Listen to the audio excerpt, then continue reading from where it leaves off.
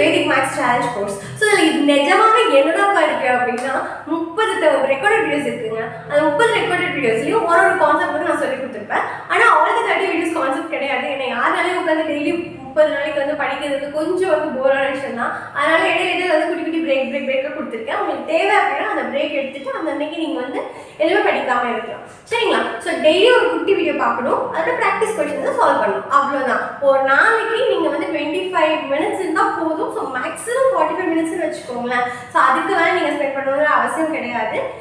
So இந்த 30 days journey உங்களுக்கு எப்படி இருக்கும் அப்படின்னா, நீங்கள் வந்து எந்த கேட்டகரியில் வேணாலும் இருக்கலாம். இப்போ அதாவது மேக்ஸில் பயமாக இருக்குது, மேக்ஸ் எனக்கு வராது, அதாவது இதுன்னு எது வேணாலும் இருக்கலாம். ஆனால் இந்த 30 days திரும்பி பார்க்குறப்ப நீங்கள் ஒருவேளை மேக்ஸ் கான்ஃபிடென்ட்டாக கூட இருக்கலாம் இப்போ. ஆனால் அந்த 30 days முடிஞ்சு பார்க்குறப்ப மேக்ஸ் தான் இவ்வளோ ஜாலியாக நம்பர்ஸ் வச்சு இப்படியெல்லாம் பண்ண முடியுமா, அந்த மாதிரி ஒரு ஃபீலிங் வந்து கண்டிப்பாக உங்களுக்கு கிடைக்கும்.